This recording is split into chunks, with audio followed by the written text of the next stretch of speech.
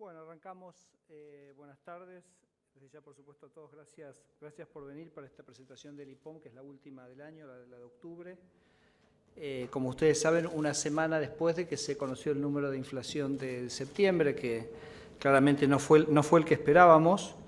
Y me imagino para el periodismo que está acá, un poco la pregunta es, bueno, dado ese número o dada la evolución de la inflación, y dado el hecho que en el mes de septiembre ya se tuvo un número que en términos de inflación es mayor al 17%, bueno, ¿cómo, digamos, queda las perspectivas para la meta que tenemos el año que viene, que es del 10% más menos 2? Así que con el equipo lo que decidimos es que en esta presentación nos vamos a focalizar estrictamente en este punto, más allá que el documento del IPOM que ustedes van a poder acceder después de la conferencia, tiene, digamos, otra serie de temas que trata, por supuesto, como el contexto internacional y la situación de Argentina. Así que, pero nosotros vamos a realmente focalizar la presentación hoy en describir cómo está viendo el Banco Central el proceso de desinflación. El punto central nuestro es que el proceso de desinflación sigue, entonces vamos a concentrar y ver un poquito la evidencia en ese sentido. Y como hemos dicho en su momento, los objetivos del Banco Central en este momento es encauzar la inflación en el último trimestre de una manera que sea consistente con esa inflación de 10 más menos 2 el año que viene. Esta es parte del ejercicio, venir a rendir cuentas sobre los resultados que vamos obteniendo y bueno, de eso se trata lo que vamos a hacer. Como decía, el IPOM tiene 4 secciones: contexto internacional, actividad económica, inflación y política monetaria. No voy a hacer nada con respecto a las primeras 2. Sí, déjenme comentar algunos datos que me parece que aportamos en este IPOM que tiene que ver con eso. La economía sigue creciendo a un ritmo del 4%.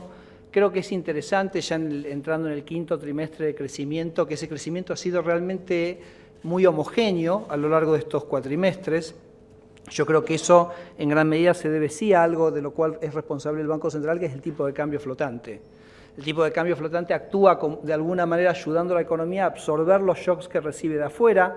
En este año hemos recibido varios shocks: el Brexit, la crisis política en Brasil, la elección en Estados Unidos, y el tipo de cambio se movió de la manera que esperábamos debía moverse ante shocks de esa naturaleza, y ha permitido que la economía siga creciendo realmente sin mayor sobresalto. Generalmente nosotros presentamos acá nuestra estimación de crecimiento para más actualizado, que nosotros lo llamamos el Nowcast, que lo hemos charlado en varias ocasiones. El viernes pasado terminamos nuestra quinta corrida del Nowcast, que da un crecimiento del 0,95% para el tercer trimestre. Entiendo que Hacienda, y está discutido en el IPOM, tiene números que son más positivos todavía que estos, pero bueno, esto es lo que nos da nuestra metodología. También repasamos en el IPOM cómo está el índice líder, los índices líder muestran algún cambio de tendencia. No hay absolutamente ningún cambio de tendencia, es decir, que el proceso de recuperación sigue. Como ustedes saben, y está muy tratado, es un proceso de crecimiento que está liderado por la inversión, con lo cual van a haber comparativas de las últimas ciclos en Argentina, y se ve cómo en este caso puntualmente la inversión realmente tiene un desempeño que es muy diferente al de episodios anteriores. Creemos nosotros que eso también está liderado al crecimiento del crédito, y que esto por supuesto se va a seguir profundizando en los próximos cuatrimestres. Hay toda una discusión sobre lo que está pasando en los países socios nuestros. Si uno mira en términos generales, todos los socios comerciales nuestros están con un mejor desempeño económico. Y después hay dos puntos finales que quiero mencionar, que es, hay toda una discusión que se empieza a aparecer incipientemente en el debate en Argentina, que es el del déficit en cuenta corriente, que es bastante natural que ocurra entre un proceso de crecimiento, sobre todo un proceso de crecimiento liderado por la inversión. Ustedes saben que importaciones de bienes de capital están en un récord absoluto con crecimientos muy importantes interanuales, pero lo que es muy interesante de esta versión o de este episodio en este momento es que Argentina lo encara con tipo de cambio flotante. Entonces hemos preparado un apartado puntualmente en el IPOM que básicamente mira cómo es la dinámica de cuentas corrientes en países que tienen tipo de cambio fijo versus tipo de cambio flotante. Y lo que se encuentra, y lo pueden mirar después en el documento, es que los países que tienen tipo de cambio flotante tienen cuentas corrientes que son mucho menos volátiles que las que tienen tipo de cambio fijo. Y esto habla de un tema que hemos hablado en otras ocasiones, que es que el tipo de cambio flotante no solo actúa para absorber los shocks externos, sino de alguna manera para mantener el equilibrio interno de la economía. Es decir, si en algún momento el déficit de cuenta corriente aumenta, bueno, el tipo de cambio se acomoda para mantener esos valores en niveles más acotados. Y eso es lo que uno encuentra cuando mira el conjunto de países que tiene tipo de cambio flotante. Un tema central, antes ya de irme a los temas de inflación y política monetaria, tuvimos toda una discusión el año pasado sobre el rol de las tasas de interés en el proceso de crecimiento económico. Estaba toda esta discusión si una política monetaria más contractiva iba a afectar el ritmo de recuperación económica. Nosotros argumentamos acá muy convencidos que una política monetaria más restrictiva que bajara la inflación iba a ser buena para el crecimiento, porque iba a bajar la incidencia del impuesto inflacionario, iba a permitir el aumento del crédito, y nosotros creemos que esa visión ha sido validada en el último año, y tanto es así que durante este año, como hemos dicho en reiteradas ocasiones, a partir, digamos, del salto inflacionario que tuvimos en el trimestre de febrero-abril, el Banco Central entró en una política más contractiva en su política monetaria, y de hecho el proceso de crecimiento económico no solo no se vio afectado, sino que se consolidó en esa tasa de crecimiento del 4% que ya lleva hace prácticamente un año. Así que me parece también importante destacar esto. Esto simplemente para que vean, estos son los apartados, lo digo ahora porque si no después me voy a olvidar. Flotación cambiaria y volatilidad de la cuenta corriente es el que le comentaba. Un trabajo que lo hemos planteado acá, que es la relación de la demanda de efectivo y la construcción.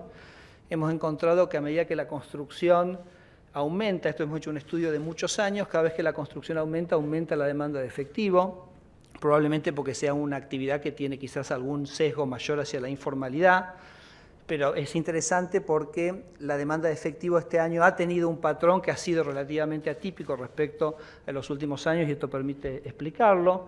Un apartado sobre el tema participación público y privada, que va a ser muy relevante a los fines, digamos, de la inversión en infraestructura el año que viene.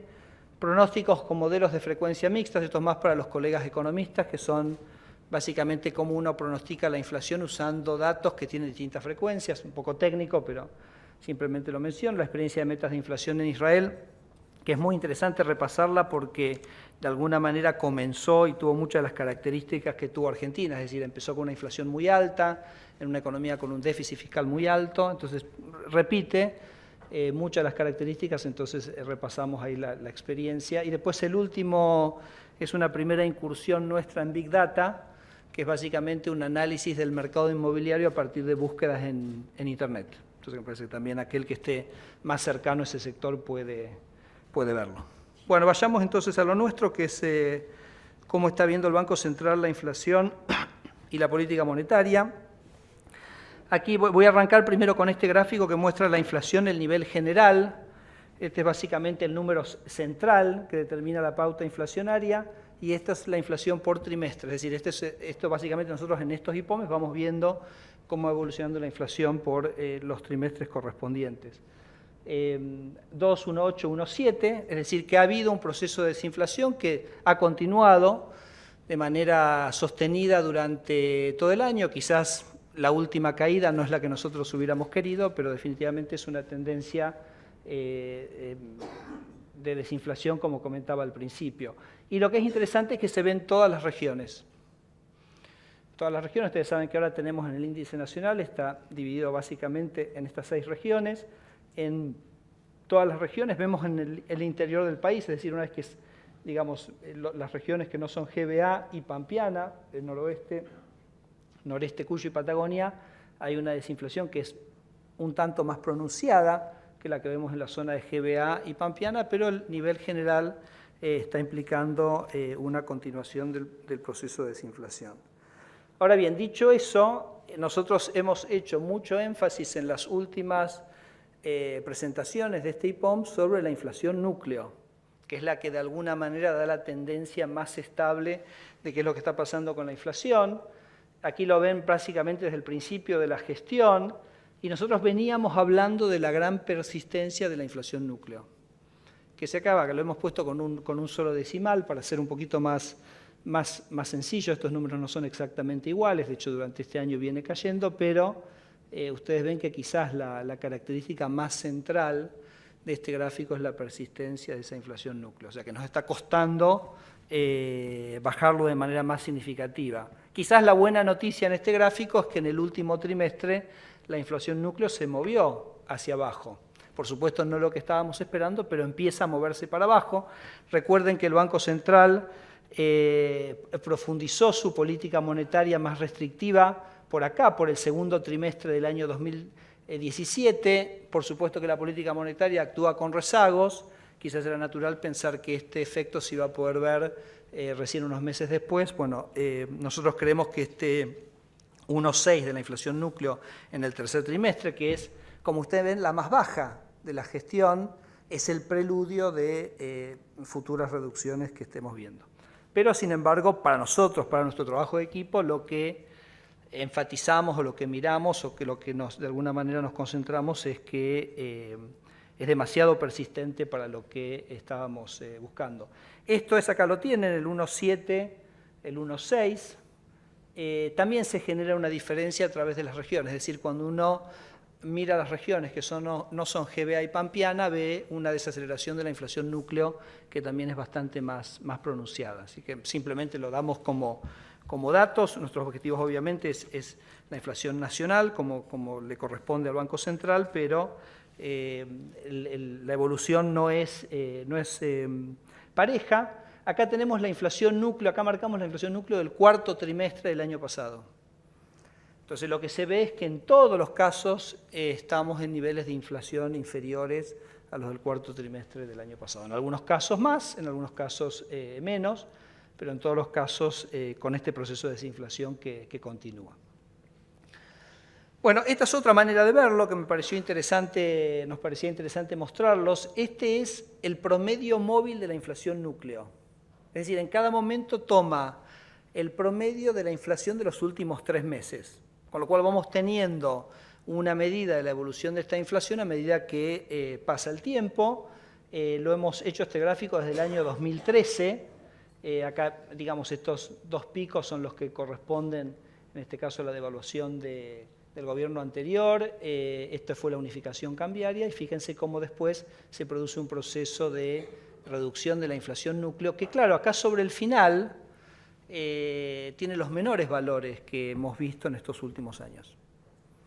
Es cierto que la inflación núcleo entre agosto y septiembre aumentó de 1,4 a 1,6 y por eso sobre el final tenemos esta pequeña suba acá en la trimestral, pero aún así la inflación promedio de la núcleo de los últimos 3 meses se ubica en valores que son los menores de esta serie. Me parece estupendo que como sociedad nos preocupemos que la núcleo suba de 1,4 a 1,6, porque es un número que sigue siendo muy alto para los objetivos que tiene el Central y lo que necesita Argentina. Pero no obstante, no perdamos de vista que la inflación núcleo de los últimos 3 meses se ubica en los valores más bajos que hemos visto en muchísimo tiempo. Así que, y nosotros pensamos que esta es una tendencia que sigue. Otro dato quizás a remarcar, cuando uno mira la evolución de los precios, es que uno genera un menor nivel de inflación, pero recuerden que la dinámica de precios regulados en los últimos años ha sido bastante diferente a la dinámica de precios regulados que hubo en otros momentos.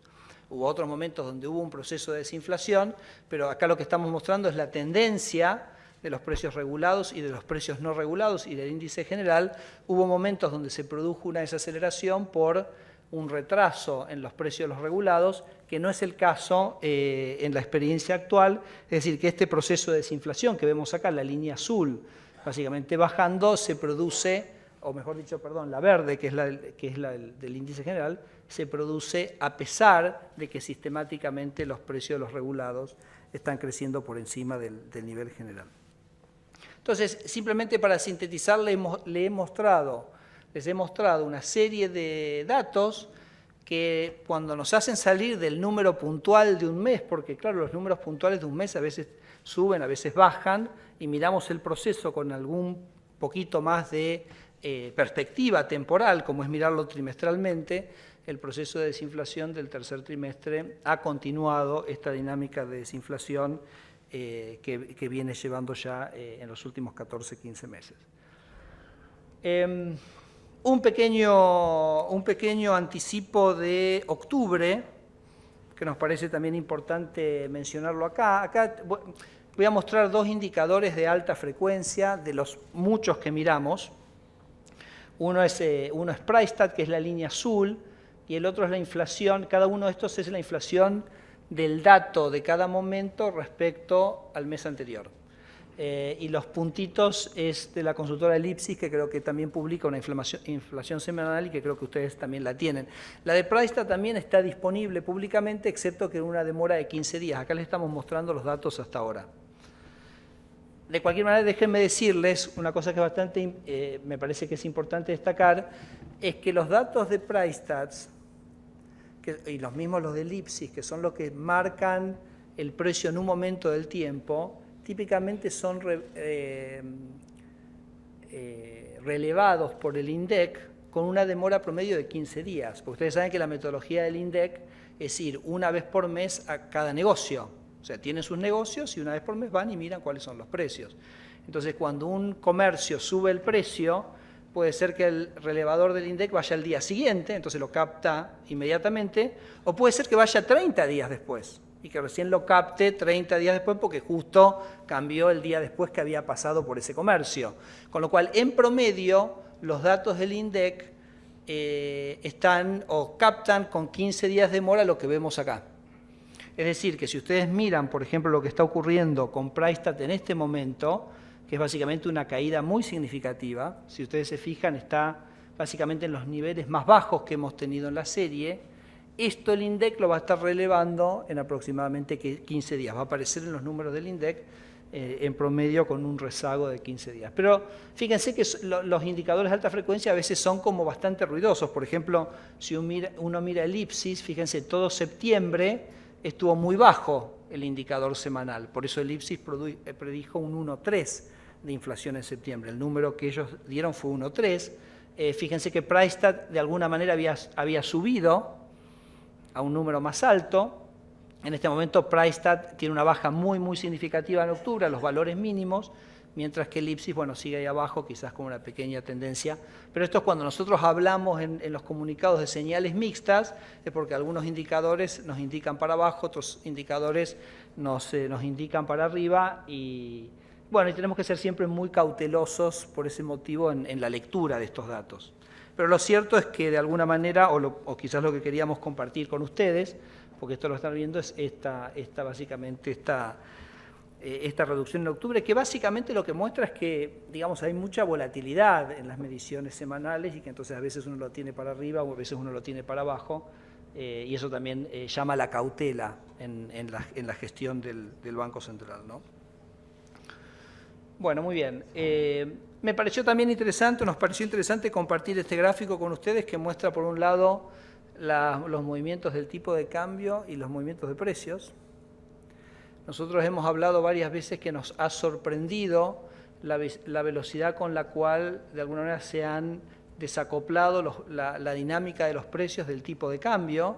Creo que este gráfico lo ilustra de una manera muy clara, ¿no? Esta es básicamente la evolución. Ustedes fíjense, en cierto sentido, claro, esto responde a nuestro entender a las características que tiene el mercado monetario y tiene su dinámica. Y fíjense el tipo de cambio como tiene un episodio, o este episodio acá, que ahora lo miramos, ese es el tipo de cambio nominal, multilateral, muy estable, con esta dinámica de precios. Después tenemos una suba importante del tipo de cambio nominal y fíjense, ustedes dicen, bueno, ¿dónde veo esto en los precios? Y no veo nada, ¿no? Entonces, eso es justamente ese desacople que estamos viendo, que es muy natural en todos los países que tienen régimen de tipo de cambio flotante, con metas de inflación, pero que nos pareció que era interesante compartirlos e ilustrárselos con este gráfico, que también nos da un poco de perspectiva del último año y medio y permite visualizarlo bien.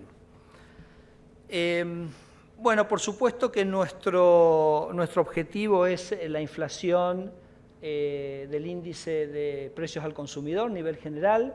que 23,8 es el número interanual que en septiembre, la núcleo es 22,3, el IPC bienes es 18,7 y los mayoristas, lo veníamos indicando en todas las presentaciones, vienen con un crecimiento bastante menor que el del IPC. El IPIM tiene una variación interanual de 16,3, IPIB 15,8 y 15,4, todos estos índices crecieron el 1% en septiembre. Esto es como importante porque es básicamente, muchas veces se habla de una relación entre el índice de mayoristas y el consumidor, el mayorista de alguna manera anticipando, o el mayorista viendo qué tanto margen tiene para absorber shocks el minorista, y lo cierto es que en el caso de Argentina esta relación sigue dando cierto margen. Yo había hablado en su momento en la última reunión que este era uno de los elementos que nos permitía, digamos, avisorar cierta capacidad del índice de precios al consumidor de absorber shocks en el segundo semestre, porque mayoristas venía bien por abajo.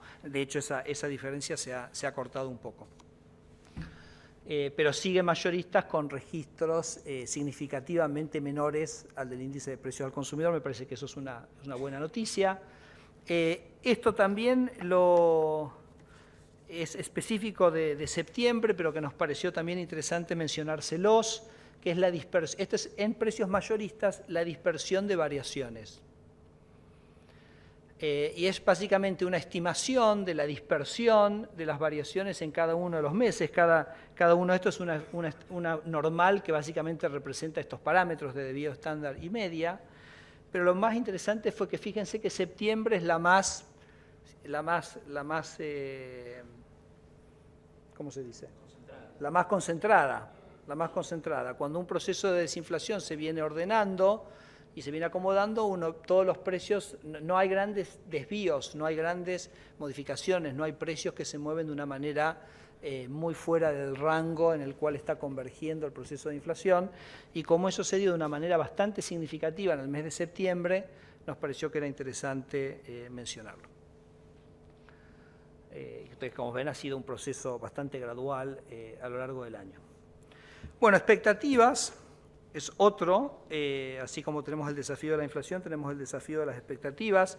Acá vemos el proceso de desinflación que se produjo este año. Esta suba ya la anticipábamos, porque en alguna medida también obedece a la reversión de las tarifas que se produjo en agosto del año pasado. Recuerden que mi punto es que la inflación sigue desacelerándose en el tercer trimestre. La interanual de alguna manera aumenta porque pasó algo bastante excepcional en el tercer trimestre del año pasado.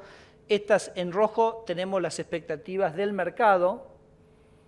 La característica distintiva de este proceso de desinflación es que hay un consenso que ha sido persistente durante todo este periodo, de que el proceso de desinflación se va a profundizar en los próximos meses y en los próximos años. Por supuesto que tenemos un gap de credibilidad. Por supuesto que está ese gap, porque nuestra meta para el año que viene, punta a punta, es 10%, el mercado está esperando 15,8%, nuestra meta es 5% para el 2019 y el mercado está esperando 11%, así que también quiere decir que tenemos que trabajar más y mejor para hacer esa convergencia de expectativas en los próximos meses y definitivamente en los próximos años. Pero lo que sí es importante es que el proceso de desinflación está claramente internalizado en las expectativas del mercado. Bueno, muy bien.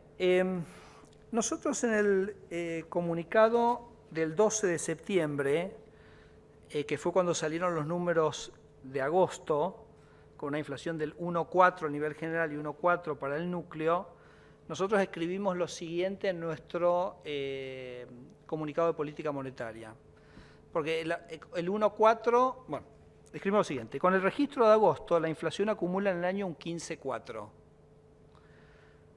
Dado esto, la autoridad monetaria considera apropiado mantener su sesgo contractivo y enfocar sus esfuerzos en finalizar el año con una inflación acercándose al 1% mensual, de manera que sea consistente con la meta del 2018 de 10 más menos 2. Eso escribimos el 12 de septiembre. Claro, pues decíamos con 15,4, lo que estábamos anunciando, y de hecho ustedes lo reportaron así, cada uno de ustedes en sus artículos, estábamos diciendo, bueno, vamos a tener más de 17% de inflación, porque si estamos acá con 15,4, entonces el foco del Banco Central va a estar en orientar el proceso de desinflación de una manera consistente con el 10 del año que viene. ¿Qué quiere decir eso y cómo lo ponemos? Y nosotros elegimos poner acercándose al 1 porque estamos en 1,4. ¿Por qué digo que eso nos generó cierta duda sobre cómo ponerlo? Porque aquí ustedes tienen distintos escenarios de desinflación que básicamente todos estos escenarios producen una inflación del 10% en el año 2018. Y de nuevo hablo de las inflaciones trimestrales. Y pusimos varios escenarios porque hicimos esto hace un año y después los consultores nos dijeron como que habíamos puesto una meta por mes. Y no, era simplemente un ejercicio de una trayectoria posible. Entonces acá pusimos varias para que nadie nos lo tome como una expectativa, porque además son múltiples, son infinitos los caminos que puede tener la trayectoria de desinflación. Cuando uno mira una desinflación o una inflación punta a punta del 10%, no arranca con 1%, porque ya uno está básicamente dentro de la banda, arranca por arriba y durante el año se va bajando. Por eso nosotros fuimos cuidadosos de decir acercándose. No pusimos ningún objetivo, las únicas metas que hay son 12, 17 y 10 más menos 2 el año que viene. No hay metas intermedias. El año pasado sí tuvimos porque cuando lanzamos el régimen no teníamos medición de inflación, entonces pusimos el 1,5 o menor en el último trimestre, pero no hay más metas que el 10, 12 y el 12, 17 y el 10 más menos 2. Entonces esto sería una trayectoria que es consistente con el 10 del año que viene. Y fíjense, tenemos varios escenarios. Uno, por ejemplo, que se arranca en 1,4 en el último trimestre, bueno, exige obviamente llegar a un 6,8. También acá en el último trimestre uno tiene que tener una inflación que sea mayor a la de la meta del año siguiente, porque si no también es inconsistente.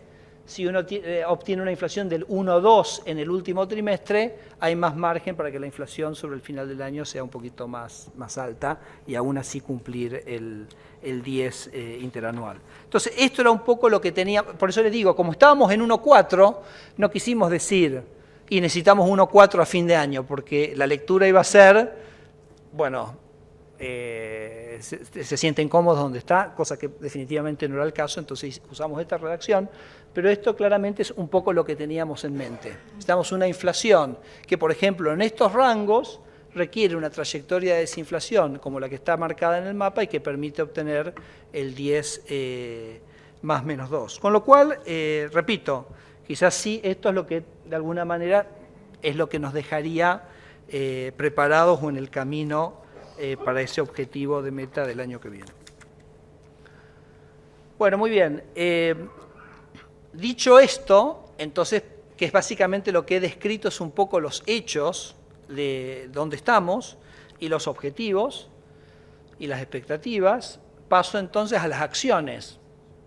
O sea, ¿qué es lo que hace el Banco Central para cumplir con estos objetivos? Y básicamente la decodificación sobre si lo que hacemos es lo correcto, es lo suficiente, es en última instancia lo que construye la credibilidad del Banco Central a lo largo del tiempo.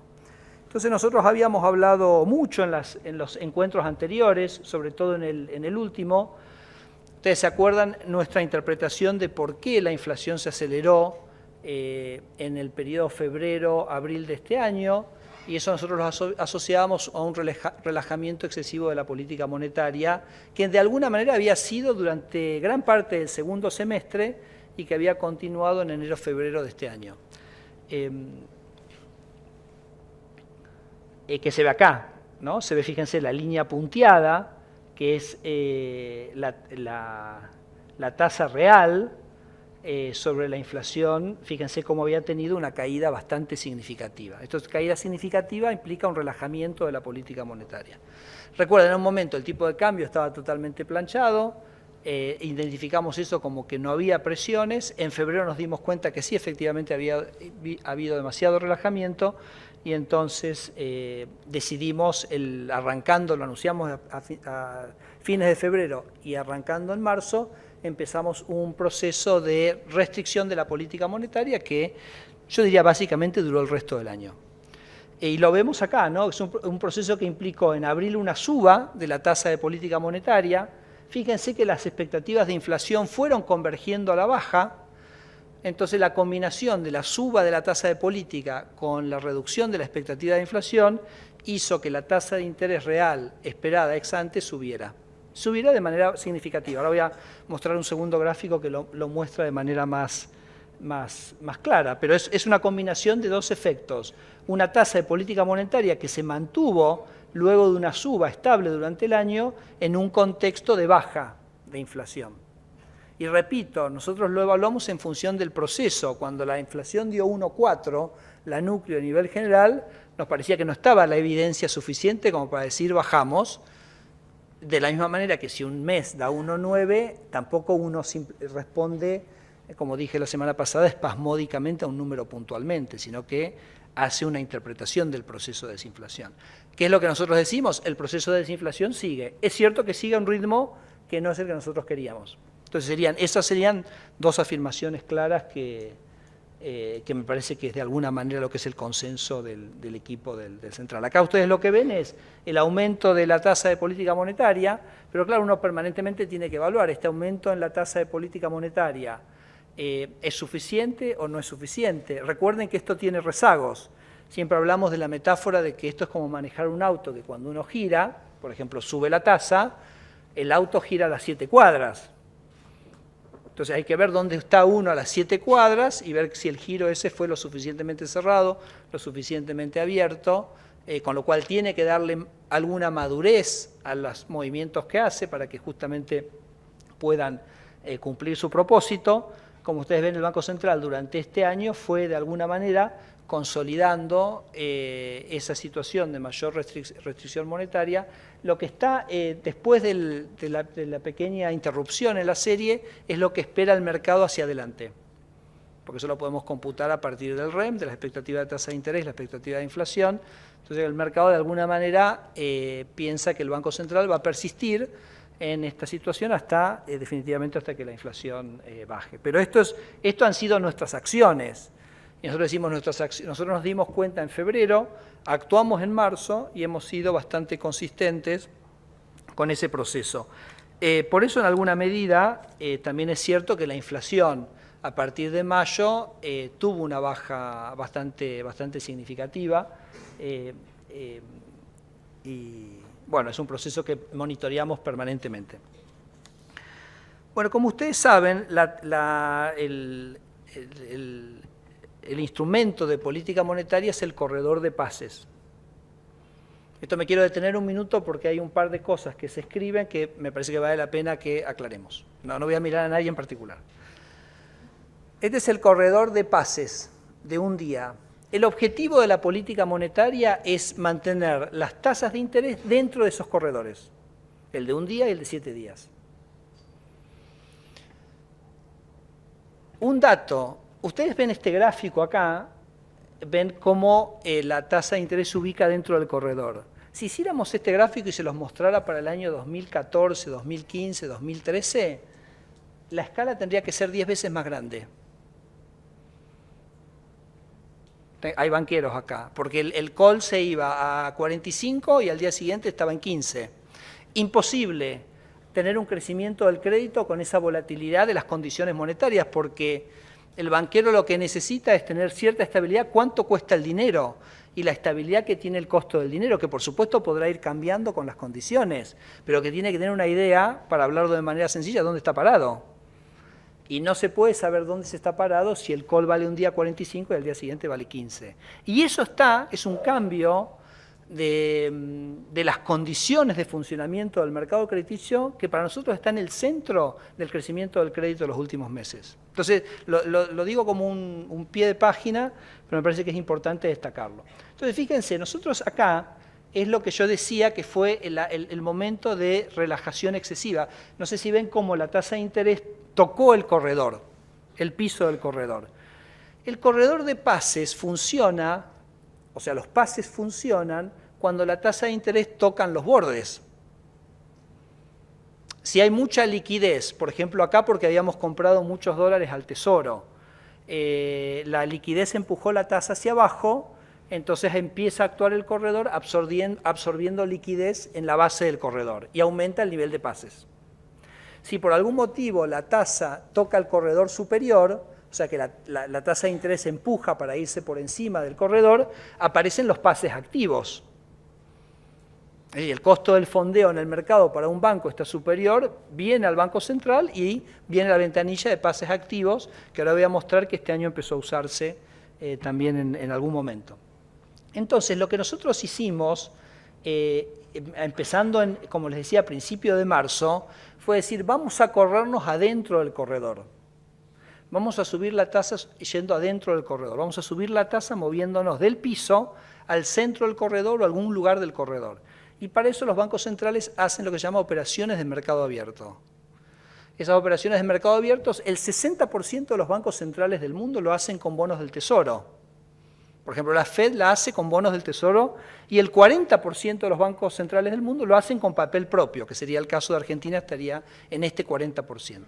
Entonces uno emite papel propio, uno absorbe liquidez, pone más restricción a las condiciones de liquidez y sube las tasas de interés y las ubica dentro del corredor. Eso es una cosa absolutamente estándar que hacen todos los bancos centrales del mundo. Claro, cuando la tasa se despega del piso, ¿qué pasa con los pases? Desaparecen los pases. Porque la gente cancela los pases para ir al instrumento que paga una tasa que está por encima, porque está dentro del corredor. Entonces, todo durante este año, a medida que íbamos moviendo en este mayor contexto de restricción monetaria las tasas dentro del corredor, el stock de pases cayó, que es exactamente lo que uno esperaría. ¿Por qué lo menciono esto? Porque muchos de ustedes han escrito, el Banco Central abandonó el corredor de pases porque ya no hay pases. No, es que claro, no va a haber pases si la tasa de interés se ubica dentro del corredor. Tuvimos sobre la licitación, no la de ayer, sino la del mes anterior, que llegamos con una restricción mucho más restrictiva de liquidez. Quizás no se ve acá en el promedio, pero muchos bancos sí se encontraban con restricciones de liquidez y no sé si alcanzan a ver, chiquitito ahí el azul, esos son pases activos. Entonces muchas instituciones vinieron al pase activo y eso fue el motivo por el cual la roja no se desplegó y no siguió subiendo y bueno, así funciona el corredor de pases. Este es el instrumento central de la política monetaria del Banco Central. Independientemente del número de pases que haya en el sistema. El número de pases puede ser 0 y el corredor está perfectamente activo, repito, porque los pases aparecen cuando uno toca alguna punta del corredor. Sí, pase con el Banco Central, por supuesto, gracias. ¿Cómo lo hemos hecho nosotros eso? Es como les decía, haciendo operaciones de mercado abierto, para eso hemos utilizado nuestras LEVAC. Eso ha implicado un corrimiento de la curva de LEVAX, que ustedes la ven acá en las últimas licitaciones, y básicamente el reflejo de este aumento en la tasa de LEVAX es justamente esa tasa, esas condiciones de liquidez, poniéndose de alguna manera más restrictivas en el mercado. Así que de todo esto ustedes han hablado un montón y lo conocen muy bien, pero quería hacer la relación entre esto y esto, porque en última instancia el objetivo de esto es afectar las condiciones de liquidez del sistema. Antes de ir terminando, tengo un par de cositas más. Ustedes se acuerdan, en abril, cuando hicimos la conferencia, yo anuncié que el Banco Central iba a acumular reservas, que Argentina tenía, el Banco Central de Argentina tenía un nivel de reservas que era muy bajo en la comparación internacional, que íbamos a buscar un nivel de reservas PBI del 15%, no pusimos fechas, no dijimos lo vamos a hacer, íbamos a encontrar nuestra propia trayectoria para ir acumulando las reservas y quería de alguna manera hacerles una devolución sobre cómo ha sido ese proceso durante los últimos meses. Con una clarificación que es la siguiente, ustedes van a ver acá que nosotros le compramos muchos dólares al Tesoro. Ustedes saben que el Banco Central es el agente financiero del Tesoro. Entonces lo que me dice el ministro Duhovne es, Federico, vos comprame todo, yo te vendo todos los dólares, porque yo no me quiero meter en la política cambiaria. Vos sos mi agente financiero, vos me comprás los dólares, y vos decidís después si esos dólares te los querés quedar y qué haces con eso, o los querés vender o no. La política cambiaria es del Banco Central. Entonces ese es el entendimiento que tenemos, que me parece que es muy limpio, es muy claro, cumple con nuestro rol como agente financiero y nos deja en total control de si en algún momento uno quiere tener alguna intervención en el mercado cambiario. Entonces, esto es, nosotros acá lo anunciamos, anuncio de compra de reservas, que en este salón con ustedes básicamente lo hablamos. En mayo hicimos algunas compras al mercado, el naranja oscuro es compras al mercado, después vino la crisis en Brasil, paramos un poco porque uno dice, bueno, vamos a ver dónde estamos, y después básicamente se retomó. Esta línea básicamente indica que en todos los meses hemos estado acumulando reservas, hemos acumulado 1.3 del PIB desde ese momento hasta ahora. Acá por supuesto ustedes ven el mes de agosto, donde por un lado vendimos en el mercado cambiario porque consideramos que había una situación que ameritaba una intervención, pero por otro lado estábamos comprando, estábamos actuando vis a vis el Tesoro como les estaba comentando, así que este sería como un ejemplo. Por supuesto también podría darse el caso que el Tesoro nos venda divisas a un ritmo más alto al que quisiéramos acumular. Entonces también podremos decir, bueno, de lo que compramos por ahí no queremos acumular toda esa cantidad. Esa será una cosa que iremos viendo nosotros a medida de cómo se van dando las condiciones en cada momento. Pero les quería mostrar esto, que es la evolución de las reservas internacionales.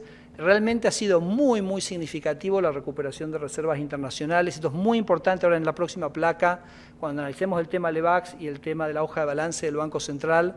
El Banco Central prácticamente ha comprado 28.000 millones de dólares, es una cantidad muy importante de recursos, lo cual nos ha ubicado en las reservas nuevamente en récord. El viernes pasado fue récord, no sé esta semana, Collazo, si seguimos ahí o no, pero nadie lo mencionó, pero bueno, no pasa nada. Pero sí, fíjense, este es un gráfico del año 2007, básicamente en un año y medio hemos recuperado toda la reducción de reservas que de alguna manera se había producido en los 5 o 6 años previos. Esto es muy, muy importante porque tiene que ver con el tema de las LEVAX. Ustedes lo hemos dicho acá muchísimas veces. No miro a nadie, porque hasta ayer estuvieron escribiendo sobre esto. No miro a nadie, ¿ok? Obviamente, cuando uno compra $1, emite los pesos equivalentes y después esos pesos uno los tiene que esterilizar. Entonces, la compra de reservas produce en la hoja de balance un aumento del activo reservas y un aumento del pasivo LEVAX. Si uno miran, ¿cuánto tarda el Banco Central en esterilizar la compra de reservas? 1 día y medio. Lo pueden computar todos ustedes mirando los datos en la información diaria. En 1 día y medio el Banco Central terminó de esterilizar la compra de reservas. Está toda la discusión. ¿Uno quiere acumular reservas teniendo ese pasivo? ¿Hasta cuándo? Bueno, eso fue la discusión. Nosotros dijimos hasta 15% del PBI queremos, porque eso en realidad nos ubica en el mínimo de Latinoamérica. Entonces, seguro que eso va a ser un número mínimo que uno quiere tener. Las reservas son un gran seguro para la economía argentina, por eso los países tienen, y por eso los países tienen mucho más que lo que tiene Argentina. Por dar un ejemplo, México compró en los últimos años 200.000 millones de dólares de reservas, que las hizo de la misma manera que las hace el Banco Central, porque nadie a uno le regala 200.000 millones de dólares. Básicamente emite deuda para comprar esas reservas. Entonces la pregunta que le hemos discutido acá muchas veces es, ¿eso es un buen negocio para el Banco Central o es un mal negocio? ¿Cuesta o no cuesta? Por eso digo, cuando uno dice cuesta o no cuesta, no puede mirar solo el pasivo del Banco Central. Claro que en el pasivo del Banco Central uno paga intereses, pero esos intereses están compensados, ahora vamos a ver en qué medida, por el activo que uno ha acumulado. Ejemplo, si uno dijera, vamos a 15 puntos del PBI, quiere decir que el Banco Central tendría que comprar 25.000 millones de dólares más. Si tendría que comprar 25.000 millones de dólares más, saquen la cuenta los cientos de miles de millones más de LEVAX que vamos a tener. Lo digo también porque a veces hay economistas que miran esta relación entre LEVAX y base monetaria, que son dos partidas del pasivo, con lo cual no tiene ningún sentido mirar el ratio de eso. Las partidas del pasivo se miran contra el activo, no como respecto a un ratio. Si uno va creciendo, por ejemplo en México, se acumularon 200.000 millones de dólares, ustedes se imaginan lo que será en el pasivo del Banco Central de México, los bonos mexicanos que se emitieron para comprar esas reservas respecto a la base, que no cambia en función de las reservas que uno compra. Entonces, obviamente ese ratio va a crecer, pero simplemente porque está respaldado por un activo, y además un activo que uno quiere tener como país. en términos de la estabilidad macroeconómica que le genere. Entonces, este es el ejercicio, ya lo hemos mostrado, esta tabla, pero esto sí, como siguen escribiendo sobre esto, sí me parece importante remarcarlo. Mira, este es el nivel de Levax que teníamos al 1 de marzo. ¿Por qué tomamos el 1 de marzo? Porque nosotros cuando llegamos tuvimos tuvimos que ampliar el stock de Levax por dos cosas que heredamos de la gestión anterior, que eran los dólares futuros y básicamente la absorción que tuvimos que hacer inicial para compensar de alguna manera la mega emisión que había hecho el gobierno en los últimos meses. Para el 1 de marzo ese proceso había quedado concluido. Entonces el 1 de marzo lo tomo como punto inicial. Había 453.000 millones de pesos de Levax, que eran el 7,2 puntos del PIB. Hoy el stock de Levax es 1.153, que es 12 puntos del PIB. Ahora bien, ¿cuánto valen las reservas? Es decir, ¿cuánto vale lo que tenemos en el activo, al tipo de cambio de hoy? Ese es un activo que en momentos de crisis vale muchísimo más. Porque justamente esa es la característica que tiene, que te genera un nivel de seguro muy importante, porque es un activo que gana valor en el momento que uno más lo necesita. Por eso los países lo tienen. Entonces, pero eso hoy es 462.000. Quiere decir que el stock de Levax neto del valor de que hemos acumulado en el activo y por el cual tuvimos que emitir estas Levax es 691.000, que es 7,2 del PIB. Entonces me parece que es muy importante cuando ustedes piensen esta temática, acá les hablo a los economistas. Hoy tuvimos un economista muy prominente, muy importante de Argentina, que escribió sobre este tema y me parece que se comió el activo. Y a los periodistas también se los encomiendo, ¿eh? Que piensen del tema del activo para el análisis de esto. Voy a otro tema que es, ustedes saben que las condiciones monetarias que impone la tasa de referencia que busca el Banco Central tienen su espejo en la evolución de los agregados monetarios. Tiene su espejo. Entonces, para aquellos que les gusta mirar esto desde el lado de los agregados, les quise compartir con ustedes esta tabla que muestra cómo ha evolucionado la base monetaria durante el año 2017. Entonces, lo que acá tomamos, este número que dice acá 4,6, es el promedio de la base monetaria de octubre comparado con la primera semana de enero. Y todos estos números que tienen acá son exactamente el mismo ejercicio, es decir, el promedio de octubre hasta esta fecha contra la primera semana de enero de ese año, cuáles eran los crecimientos que habían tenido. Por supuesto, la demanda de enero cambia, puede haber un montón de factores que explican esto, que es lo que siempre nosotros enfatizamos, que los agregados monetarios no son una buena referencia en un contexto de tasa de interés fija porque es endógeno el dinero. Lo tuvimos en las jornadas monetarias aquí al presidente del Banco Central de Paraguay, que tiene una inflación de 4% anual, aviso, y decía, no sé cuántos son los agregados, no me pregunten porque no les sabría contestar. Pero bueno, de cualquier manera quise mostrarles esto, que en realidad que esa restricción monetaria se ha expresado en una evolución de los agregados monetarios bastante disímil a la de años anteriores y muy inferior.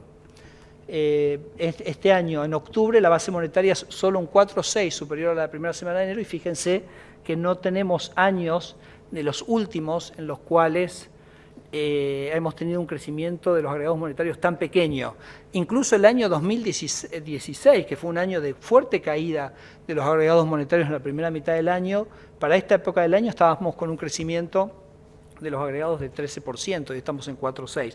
Esto es parte de lo que hablamos, que es la política monetaria. Claro, va manifestándose y va expresándose en las distintas características del mercado monetario y va llevando su tiempo hasta que va teniendo su efecto. Entonces ahora va emergiendo justamente en los agregados y va apareciendo claramente justamente lo disímil que ha sido la evolución de la política monetaria este año respecto a anteriores. Bueno, y mi última placa, y ya con eso abrimos a preguntas, tiene que ver con la relación del Banco Central con el Tesoro. Es un tema también que lo hemos discutido mucho, también se ha hablado mucho de que el Banco Central está solo en la lucha contra la inflación y yo he dicho nada más erróneo que eso, porque el Banco Central lo que necesita para no estar solo es que no le pidan plata. Entonces veamos cuánta plata le han pedido al Banco Central en los últimos años y si eso ha ido cayendo. Y este es un gráfico que tiene una contundencia, me parece inobjetable, ¿no? En los últimos 2 años del kirchnerismo, no sé si el presidente del Banco Central en ese momento estaba muy solo o muy acompañado, pero lo cierto es que entregó 5,3 y 4,4 del PBI en recursos de esta institución hacia el Tesoro, y eso lo hemos bajado sistemáticamente 2, 1,5 y 1,1. El 1,1, como ustedes saben, es el número de transferencias del Banco Central que está consignada en el presupuesto y que básicamente tiene esa relación como porcentaje del PBI. Es decir, como que hemos seguido muy consistentemente teniendo el apoyo más importante que puede tener un Banco Central del Ejecutivo, que es básicamente el respeto a la reducción de las transferencias, y obviamente es una trayectoria que pensamos que se va a ir profundizando en los próximos años de manera consistente con lo que ya hemos mostrado, ¿no? Entonces eso también es un elemento, me parece, de mucho optimismo respecto a las perspectivas de inflación futura. Entonces, para sintetizar, y ya tomamos las preguntas de ustedes, cuando uno mira el proceso de desinflación, el proceso de desinflación ha continuado en el tercer trimestre. La inflación núcleo es persistente, pero muestra el primer, no sé si llamarlo quiebre, creo que sería una exageración, pero el primer movimiento hacia abajo. Creemos que ese movimiento se va a seguir profundizando en los próximos meses. Necesitamos una inflación en los rangos que les mostré para estar alineados con las expectativas y los objetivos del año que viene. Creemos que son totalmente factibles. Les digo porque lo primero que me van a preguntar es eso, ¿no? Es, bueno, si ya tienen más de 17, ¿cómo hacen el 10? Bueno, traté de contestarlo en toda esta presentación. Si me lo vuelven a preguntar es que no fui muy claro en mi explicación.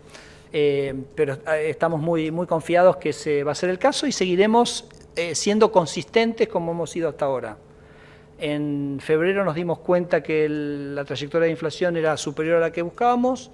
Actuamos de manera consistente, actuamos como actuaría cualquier banco central en cualquier lugar del mundo. Y creo que eso generó una ralentización de la inflación que, como digo, se fue manifestando a lo largo del año. Bueno, ahora...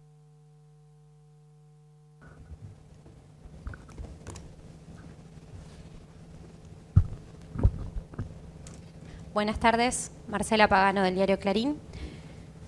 Creo que para el mes de abril o mayo, Federico, usted había reconocido una suerte de autocrítica, diciendo que se habían entusiasmado con la baja de la inflación en el segundo semestre y por eso habían bajado la tasa. Y después cambia el ritmo de manejo de las tasas. ¿Cuál sería la autocrítica ahora? Y no me queda claro cuál es su visión por la cual en los últimos 3 meses la núcleo ronda el 1,5% y no baja de allí. ¿Cuál es el motivo? No, a ver, en ese momento, que fue la última parte del año 2016 y comienzo del 2017, la economía entró en una trayectoria con mayor inflación. Pero la verdad que no es el caso ahora. Justamente lo que yo presenté es que la inflación en el tercer trimestre siguió bajando. En última instancia, lo que uno puede decir es que es tu segunda pregunta, ¿por qué no baja el ritmo que deseáramos? Está bajando. Entonces, digamos, uno lo que puede plantearse es, bueno, ¿ha sido suficientemente dura la política monetaria? Bueno, ese es, digamos, el análisis que hay que hacer, pero no en la trayectoria. O sea, la trayectoria ha consolidado el proceso de desinflación durante este año, con lo cual me parece que es una situación bastante diferente a la que vivimos el año pasado, donde sí habíamos hecho un relajamiento. Reconozcamos un tema también que es lo que uno tiene que ir como ajustando todo el tiempo. El proceso de desinflación es mucho más accesible cuando una economía está como el año pasado, no con el crecimiento que está teniendo en este momento. Entonces eso también es un elemento que uno, digamos, va afectando, digamos, la calibración de la política. Pero yo diría que hoy no, todo el equipo del Banco Central, que te imaginas que esto lo discutimos todos los días, hemos tenido un proceso de, digamos, restricción monetaria y uno tiene que darle un poco de tiempo. Y me parece que dado que el resultado es a la desinflación, me parece que hoy da margen para ser más cautos en un sentido u otro y no apresurarse ni a hacer una crítica excesiva ni a ser complaciente. O sea, ninguna de las dos cosas. Buenas tardes, acá Sí. Esteban Rafele de Todo Noticias. En línea con lo que preguntaba la colega, usted recién dice que en última instancia uno podría preguntarse si ha sido lo suficientemente dura la política monetaria. Entonces la pregunta es, ¿ha sido lo suficientemente dura la política monetaria o hay margen para hacer la política monetaria aún más dura en este escenario?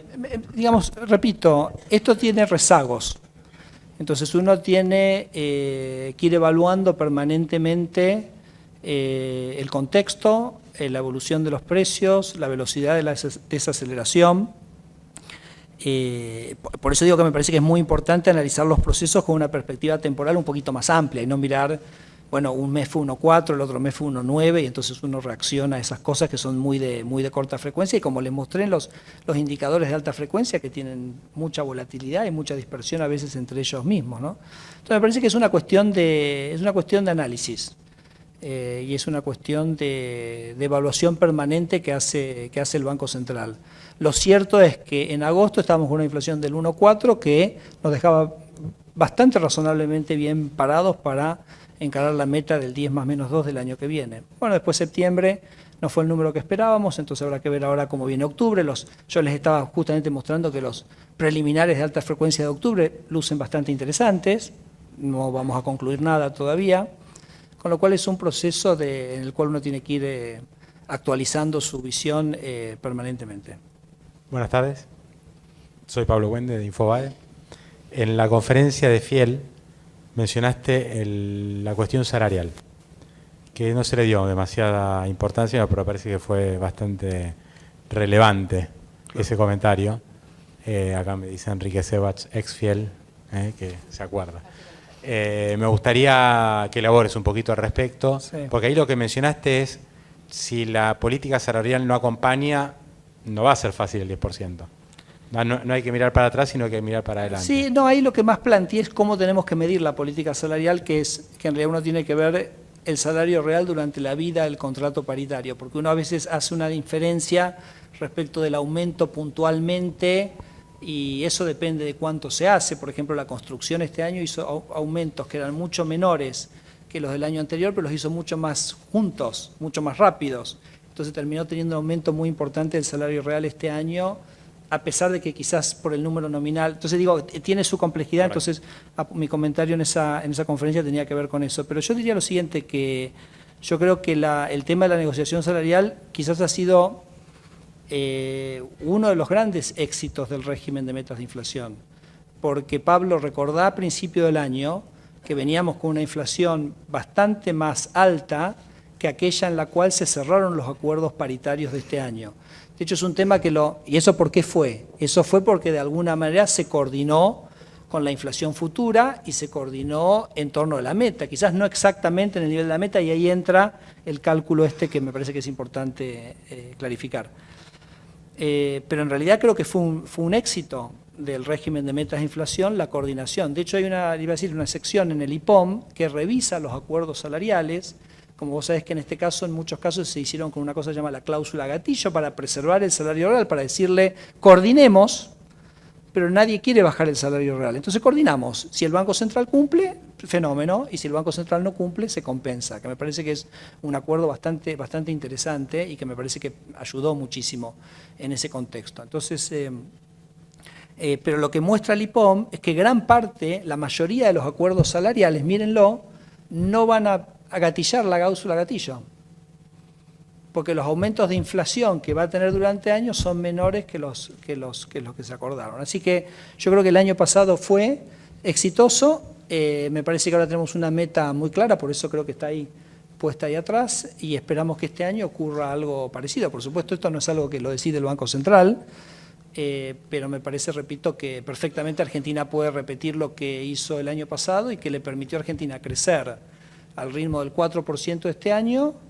con una inflación que va a ser casi la mitad del año que viene. Así que vamos a ver si repetimos el año que viene eso. Buenas tardes, Javier Blanco de La Nación.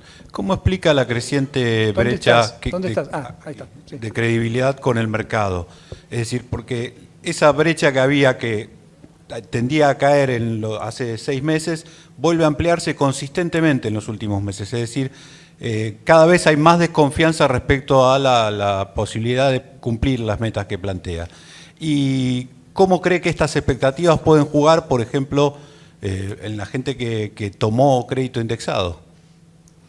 Bueno, a ver, si vos mirás la inflación a 12 meses vista, esa es una inflación que consistentemente, es decir, la inflación en los próximos 12 meses, ese es un número que consistentemente, creo que con la excepción de un solo mes, ha ido cayendo mes tras mes. Es decir, que el proceso de desinflación está, digamos, es como que se va profundizando en expectativas todos los meses. Por supuesto que uno lo ve, por supuesto, en los rendimientos de los bonos en pesos fijos, que también es algo que miramos permanentemente, porque es ahí, más allá de las expectativas que podemos tener en el REM, el mercado te está hablando de las expectativas de inflación a través de cómo cotizan los bonos a tasa fija en pesos. Entonces, si uno mira eso, también son rendimientos que han estado muy constantes a lo largo del año, con alguna tendencia en algunos casos a la baja, con lo cual yo diría que tenemos una brecha de credibilidad que está ahí, que necesitamos cerrarla, pero en un contexto de expectativas que de alguna manera validan y confirman y creen en el proceso de desinflación. En términos de los... a ver, el crédito, la segunda pregunta era cómo afectaba el crédito UVA. Bueno, el crédito UVA está pensado para justamente una situación donde hay un cierto nivel de inflación, porque precios y salarios se mueven de manera bastante parecida, de alguna manera cuando uno lo mira en la perspectiva histórica. Entonces, la verdad que no tendría que tener un impacto muy significativo. De hecho, nosotros tuvimos toda esta discusión con respecto a las UVA, que mucha gente en el mercado decía la UVA va a despegar solo cuando la inflación baje. O sea, no, justamente la UVA sirve cuando la inflación está quizás no en niveles muy altos, pero en estos niveles funciona perfectamente, con lo cual no espero un efecto significativo ahí. Bueno, creo que el mercado de UVA también lo está demostrando que no es el caso, ¿no? Sí. Acá, Cecilia Bouflet, sí, de TN. Pensaba, insisto con la idea de Javier de las expectativas y la confianza. La inflación del año pasado terminó alrededor del 36% y a pesar de que ese número es altísimo, este año no va a ser la mitad de esa inflación, vos acabas de mencionar. ¿Por qué entonces debería confiar el mercado y deberíamos confiar todos en que la inflación del año que viene va a ser la mitad de esta, que es bastante más baja? Además. Sí, cerca de la mitad. No dije sí. La mitad, dije cerca. No, por eso, vos dijiste cerca de la mitad. No va a ser ni la mitad de 36. ¿Cómo vas a hacer para que sea menos aún de la mitad de 23 o 24? Perfecto, la pregunta me parece muy válida. Bueno, hemos tenido un proceso de desinflación muy grande. El proceso de desinflación ha sido muy significativo. Y el Banco Central, a pesar de esa desinflación, ha actuado con mayor firmeza respecto a la política monetaria. Porque, repito, el año pasado nosotros estábamos transitando con una tasa de interés real. ¿Se acuerdan que lo hemos hablado acá? ¿Cuánto tiene que ser la tasa de interés real para inducir el proceso de desinflación? Y hoy estamos en una tasa de interés real que es más alta que eso. Entonces, la credibilidad del Banco Central viene de si actúa de manera consistente con el problema que enfrenta. Nosotros, ya arrancando, como decía, en marzo, actuamos de una manera que es consistente con un Banco Central que necesita bajar la inflación de manera más rápida. Y me parece que es en la consistencia de nuestras acciones donde surge la credibilidad.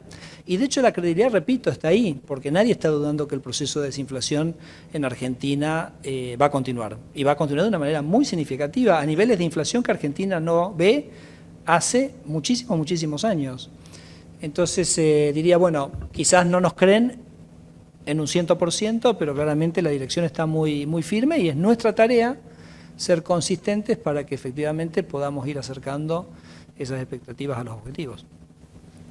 Sí, ¿qué tal? Paola Coaín, del diario Perfil. Recién mencionaba que una de las subas de combustibles los había tomado por sorpresa o que fue superior a lo que ustedes esperaban. Para lo que resta del año, ¿creen que es necesario algún tipo de coordinación sobre el tema de suba de tarifas o suba de combustibles, como para acercarnos a un objetivo de metas del año que viene.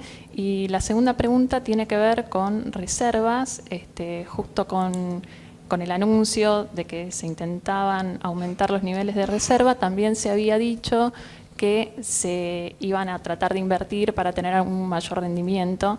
Quería saber cuánto se había avanzado en esto y si es necesario esperar hasta el año que viene para una mejor calificación de Argentina.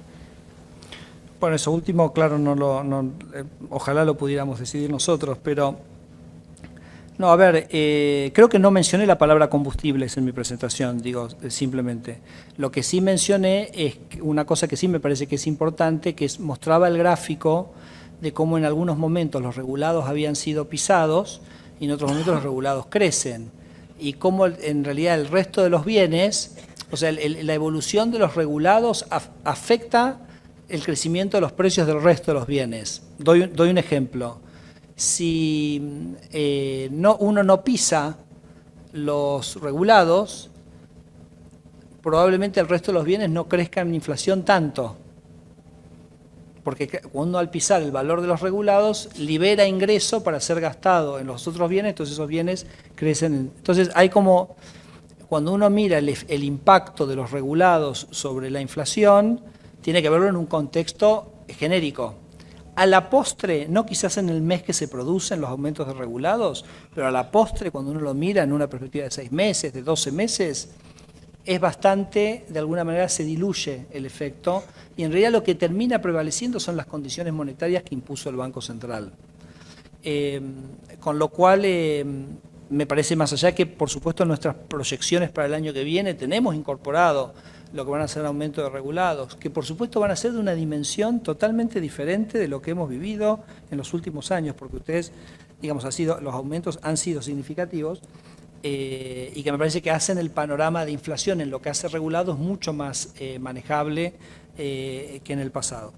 Respecto a reservas, efectivamente, bueno, está acá Mario y está Agustín, que son los responsables del manejo de las reservas. La verdad que han hecho un trabajo absolutamente estupendo. Claro, ha sido un gran beneficio para Argentina resolver su situación con los acreedores externos, porque nosotros hasta ese momento solo podíamos invertir nuestras reservas en el BIS o en el Banque de France, que era la otra institución que de alguna manera se había aislado y se había protegido de los fondos buitres.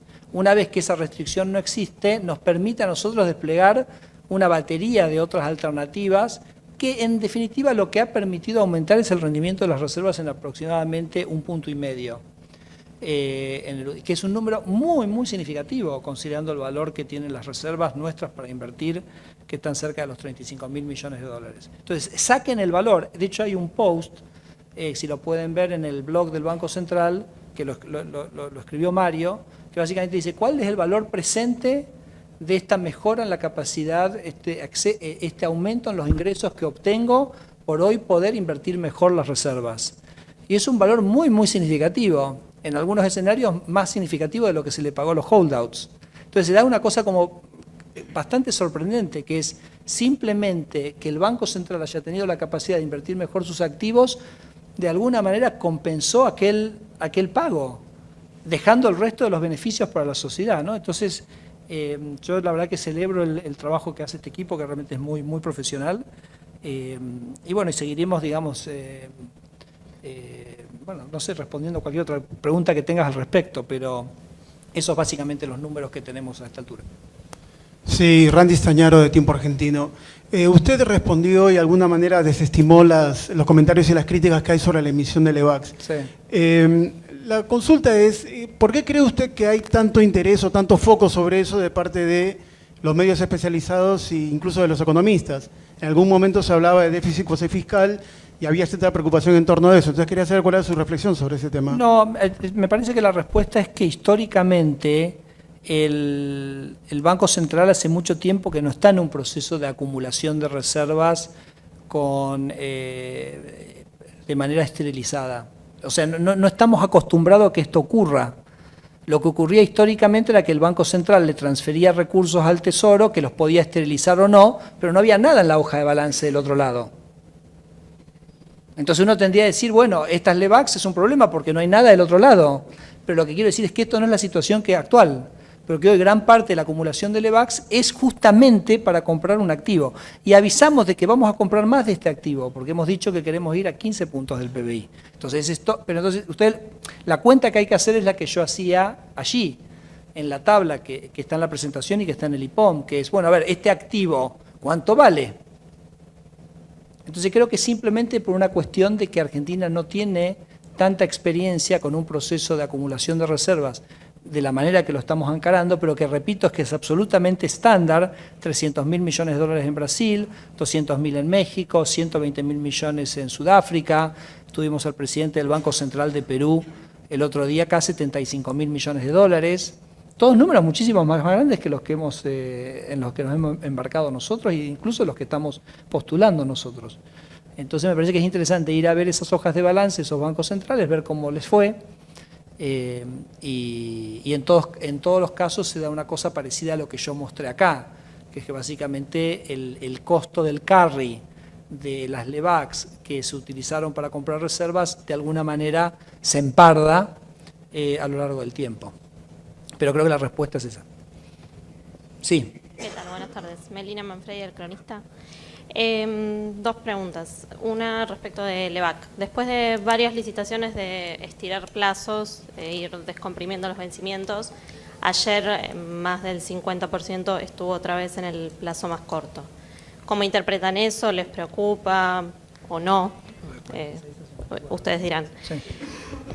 Y por otro lado, preguntarle por los depósitos atados a inflación, que todavía no están muy generalizados ni muy bien remunerados por los bancos, si están pensando en alguna normativa, en alguna forma de impulsarlos más adelante.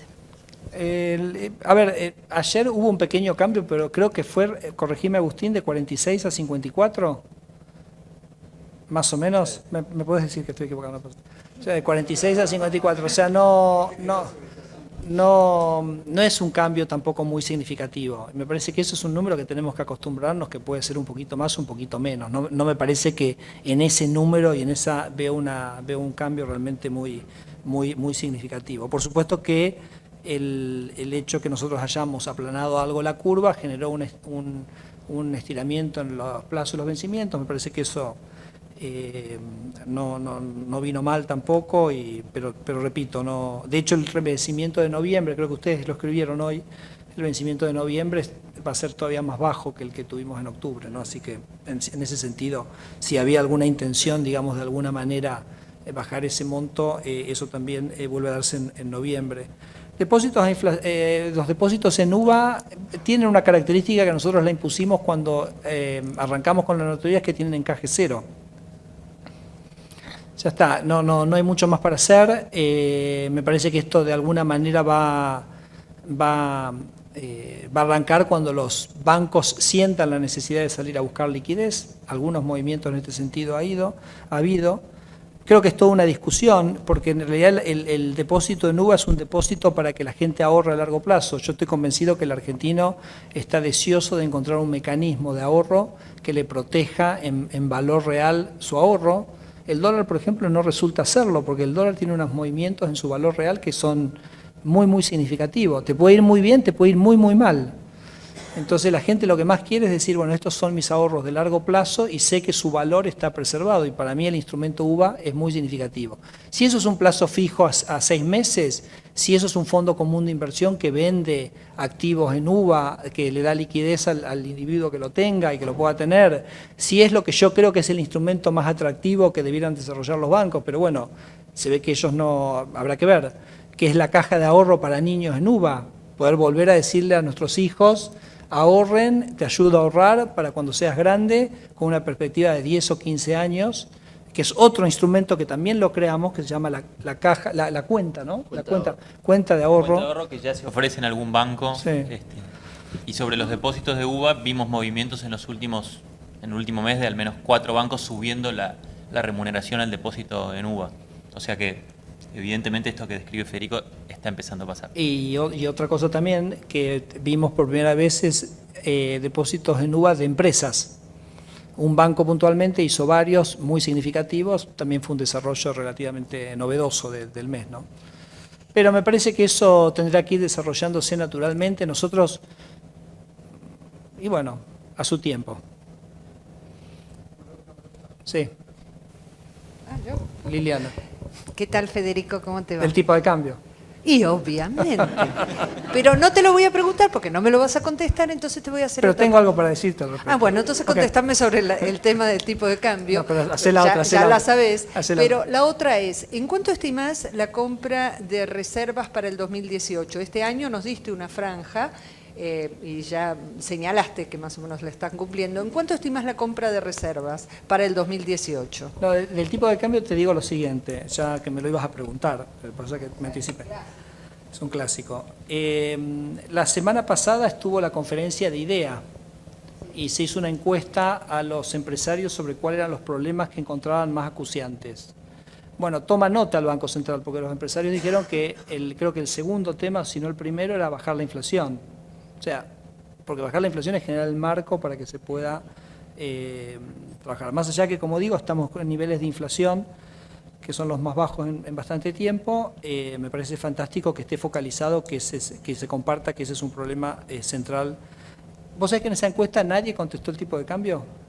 Lo cual, bueno, yo creo que también uno va tomando tranquilidad que el tipo de cambio flotante es lo que garantiza. Yo siempre he dicho que el tipo de cambio fijo, el problema es que a veces el gobierno se queda aferrado a un tipo de cambio y ahí se produce un desequilibrio que dura mucho tiempo, que es muy complicado.